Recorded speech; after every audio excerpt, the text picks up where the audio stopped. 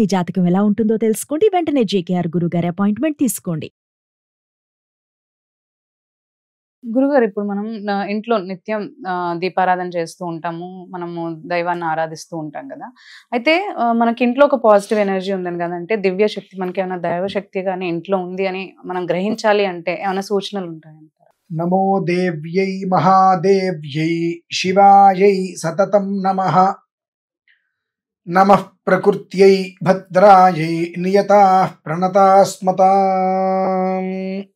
ప్రతి మనిషికి తన ఇంట్లో ఎనర్జీ అనేటువంటిది పాజిటివ్ ఆర్ నెగిటివ్ ఏది ఉంది అనేటువంటి విషయం చాలా సింపుల్గా తెలుసుకోవచ్చు. ఏ ఇంట్లో సూర్యోదయం తర్వాత దీపారాధన చేయటం మొదటిది. అంతకన్నా ప్రధానం సూర్యోదయం తర్వాత నిద్ర లేవటం, సూర్యోదయం తర్వాత బ్రష్ చేయటం, సూర్యోదయం దాటిన తర్వాత స్నానం చేసి దీపారాధన చేసుకోవటం అనేటువంటివి ఏ ఇంట్లో అయితే కనుక నిత్యం కొనసాగుతుందో ఆ ఇంట్లో దైవశక్తి మినహాయించి అన్నీ ఉంటాయి. ఏ పని అవ్వదు. అన్నీ అసందర్భంగా, అసంపూర్ణంగా, అన్ఎక్స్పెక్టెడ్గా ఆగిపోతాయి. ఎందుకు ఆగిపోతున్నాయి తెలియదు. ఎండమావుల్లాగా అంత దూరంలో అన్నీ మనకు కనిపిస్తాయి. దగ్గరికి వెళ్తే అక్కడ ఏముండదు. ఇంకా అక్కడ ఏదో ఉందని మనం పరిగెడతాం. నడుస్తే ఇంకో 4 అడుగులు వేసేవాళ్ళం. పరిగెత్తుడికి ఆయాసం వచ్చి తాగడానికి నీళ్ళు లేవు, అక్కడేమీ లేవు. బ్రహ్మ సత్యం జగత్ మిథ్య. ఆ సత్యాన్ని మనం గ్రహించక ఏదైతే మిథ్యం అనేటువంటిది ఉన్నదో దాని వెంట పరిగెడుతున్నాం. కనుక ఇవాళ 198 గృహాలు నెగిటివ్ ఎనర్జీతో నేనండి. అంటే దైవశక్తికి దూరంగా ఉన్నాయి. నెగిటివ్ ఎనర్జీ అంటే దయ్యాలు భూతాలు ప్రేతాలు వచ్చేది కాదు, దైవశక్తికి దూరంగా ఉంటుంది. ఆ కారణం చేత ఆ కుటుంబంలో కలహము లేకుండా ఉండదు. ఏ రోజు ఏదో ఒక రకంగా ఎంత సంపాదించినా, ఎంతలా ఉన్నా మానసిక ఆవేదన, మానసిక దౌర్బల్యము, కుటుంబ అన్యోన్యత కోల్పోవడం అనేటువంటిది తరచూ ఏదో ఒక రకమైన సమస్యలు కుటుంబంలో వస్తూనే ఉంటాయి. మరి ఎట్లా ఏముందండి? సూర్యోదయ పూర్వం నిద్రలేవండి. కాదండి రాత్రి మాకు పెందలాడి పడుకోవడం కుదరట్లేదు, ఇప్పుడు ఐపీఎల్ మ్యాచ్లు వస్తున్నాయి, అవి ఐదప్పటికి 11 అవుతాయి. ఐపీఎల్ మ్యాచ్ చూడకపోతే నష్టమేం లేదుగా. నష్టమా? లేదు. నష్టమేం లేదుగా.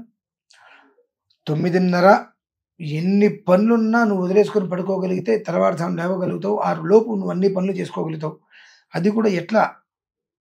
తెల్లవారుజామున లేచి సూర్యోదయ పూర్వం మొహం కడుక్కొని స్నానము చేసి ఇల్లు ఊడ్చి పాద ప్రక్షాళన అంటే స్నానం చేసిన తర్వాత ఇల్లు ఊడ్చాలండి. అదేంటండి స్నానం చేసిన తర్వాత ఇల్లు ఊడటం ఏంటి? పెచ్చపెచ్చగా ఉందా మీకు? ఏం మాట్లాడుతున్నారు? పిచ్చ తిక్క వెర్రి పైచం అన్నీ ఉన్నాయమ్మా. కాబట్టి నేను నిజాలు మాట్లాడుతున్నాను. అవన్నీ లేకుండా మీరందరూ భ్రమలో బ్రతుకుతున్నారు కాబట్టి మీకు నిజాలు ఎక్కమనంటా నేను. చీపిరి అంటే ఎవరు? లక్ష్మీదేవి మన పెద్దవాళ్ళు అంటూ ఉంటారు. దాన్ని దాటద్దు, కాలు తగిలించద్దు, దాన్ని దాటద్దు, దాన్ని పక్కన పెట్టండి అంటూ ఉంటారు. లక్ష్మీదేవి దాన్ని దాటద్దు అన్నప్పుడు రాత్రిపూట మంచం మీద పడుకొని ఆ అపరిశుభ్రమైన వస్త్రములతో ఉదయం అది చీపిరి ముట్టుకోవడం సబబేనా? మరి లక్ష్మీ అమ్మవారిని ముట్టుకోవడం సబబేనా? లక్ష్మీ అమ్మవారు అన్నది మరి ఇల్లు ఊడ్చేది అంతే. దాన్ని దాటు, కాల్చు, తొక్కు, తన్ను ఏదైనా చేయప్పుడు ఇంకా ఉదయం స్నానం చేయకుండా రాత్రిపూట పడుకున్నటువంటి అపరిశుభ్రమైన వస్త్రాలు ఏవైతే ఉంటాయో మాలిన్య వస్త్రాలు అంటారు. అంటే రాత్రి కట్టుకున్న వస్త్రాలు వెడవకుండా ముట్టుకోకూడదు.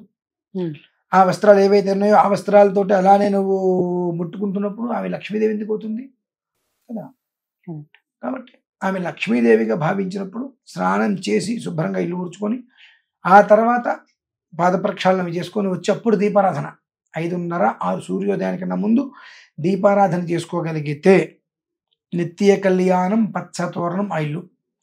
ఎప్పుడూ కూడా ఇంట్లో ఈశ్వరుడు తిష్టవేసి ఉంటాడు, కదలడు, ఎక్కడికి పొమ్మన్నా పోడు. ఎందువలన ధర్మ సంయుక్తంగా ధర్మానికి ఎక్కడా కూడా సంకటం రానియకుండా సూర్యోజ్యోతి, ఎక్కడైతే కనుక భూమి మీద సూర్యకిరణాలు ప్రసరించిన తర్వాత నువ్వు దీపారాధన చేస్తున్నావో అక్కడ అట్లా భగవంతుడు ఉండడు. కనుక సూర్యోదయానికన్నా ముందు ఏ ఇంట్లో అయితే కనుక దీపకాంతి అనేటువంటిది వెళ్తూ ఉంటుందో ఆ ఇంట్లో పరమేశ్వరుడు ఎప్పుడు పిలిచి ఉంటాడు. అందుకనే మన ఊర్లో దేవాలయాలు తెల్లవారుజామున 5 గంటలకే తీసేసేసి దీపారాధన చేస్తూ ఉంటారు. ఊర్లో ఉన్న తత్మ వాళ్ళందరూ 5:30-6 లోపు దీపారాధన చేయకపోయినా కనీసం ఆ ఊరికి ఆ దేవుడు కాపాడుతూ ఉంటారు కాబట్టి ఆ దేవుడిలో అయినా ఆ దీపారాధన చేస్తే కనీసం మాత్రం గుడ్డి కన్నా మెల్లవుతామని చెప్పి 5:30 లోపు ప్రతి గుళ్ళలో కూడా దీపారాధన చేసేస్తారు. కర్మ ప్రార్థన ఇప్పుడేంటంటే పేరు ప్రఖ్యాతి ఉన్న దేవాలయం మినహాయిస్తే సామాన్యమైన ఇల్లు ముందు దేవాలయంలో వాళ్ళు 7 గంటలకు 7:30కు 8ంటికి వచ్చి తలుపు తీస్తున్నారు, చేసుకొని వెళ్ళిపోతున్నారు. తాను జంట కోతి వరమంతా చేర్చిందన్నట్టుగా తిలా పాపం తలా పిడికడు. మనం చేసుకునే పాపమే కాకుండా ఆ పాపానికి కూడా మనమే బాధ్యం అవుతాం.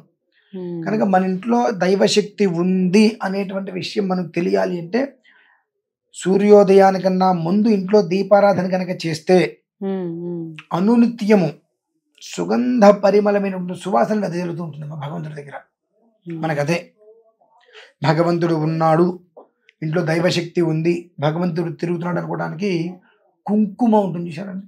ఆ కుంకుమకు సంబంధించిన వాసన ఇప్పుడు మనకు ముక్కుకి ఏముంది అంత నార్మల్గా, కానీ ఒక రకమైన సువాసన మనకు ఎక్కడి నుంచి వస్తుందో తెలియదు.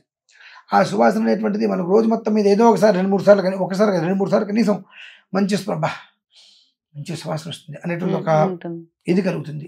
అదే భగవంతుడు ఇంట్లో ఉన్నాడు, దైవశక్తి ఉన్నది, భగవంతుడు ఇంట్లో నడయాడుతున్నాడు అని చెప్పి తెలిపేటువంటి సంకేతం అమ్మా ఇది. ఓకే గురుగారు, ధన్యవాదాలు, చాలా చక్కగా వివరించారు. సో విన్నారు కదండి, మనకి గురుగారు చెప్పినట్టు మనకున్న సందేహాలన్నీ కూడా చాలా చక్కగా నివృత్తి చేశారు. మీకు కూడా ఇలాంటి సందేహాలు ఏవైనా ఉన్నట్లయితే, అంటే మీ జాతకరీత్యా ఏమైనా సందేహాలు ఉన్నట్లయితే గురుగారిని సంప్రదించాలి అంటే మాకు స్క్రీన్ పైన నంబర్స్ ఉన్నాయి, వాటిని కనుక మీరు కాంటాక్ట్ చేసినట్లయితే గురుగారితో మాట్లాడే అవకాశం మీకు ఉంటుంది.